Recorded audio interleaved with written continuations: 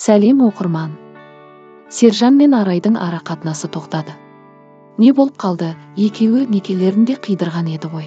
Сержан болса желідегі барлық суреттерін өшіріп тастаған. Арай өзінің Instagram желісінде жазбаларын қалдырды. Не деп жатыр? Сіздерге оқып берейін. Сержан: Арай жұбы жоқ. Болмайды. Өз таңдауымызды жасадық, ол да, мен де. Өздеріңіз байқағандарыңыздай барлығы солай болған ұнамады. Шаршайды екенсің. Өтірік айтқан, сөзінде тұрмайтын адам точно не мой человека.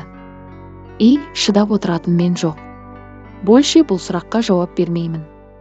Жабылды сұрақ, өтініш, артық ештеңе жазбасаңыздар. Алла ниетті білуші дейді. Қателеспейтін адам болмайды, барлығымыз қателесеміз. Алла білуші барлығын.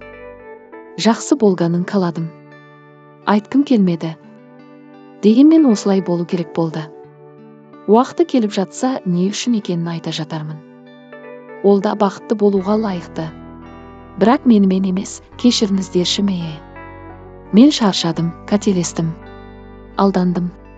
Жақсы көрдім, не істеймін енді? Бірақ бұнымен өмір бітпейді. Бұл да Алланың бізге жазған тағдыры. Талақ 3 рет айтылды. Бақытты болсын. Ертеңнен жаңа ке. Сұрақ қоймасаңыздар.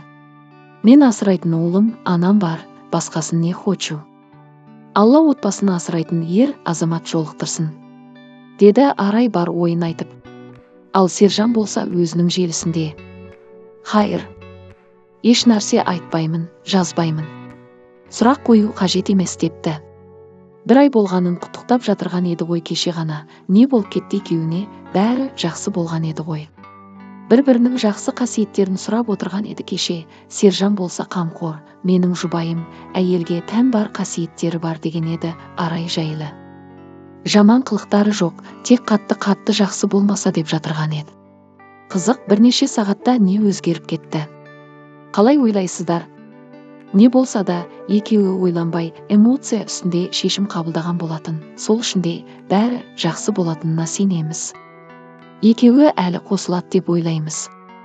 Өз ойыңызды жазып кетіңіз, қайта қосыла ма? Екеуі бір-біріне жарасқан ба? Сіз Арай мен Сержанның жұбына жанкүйер болдыңыздар ма?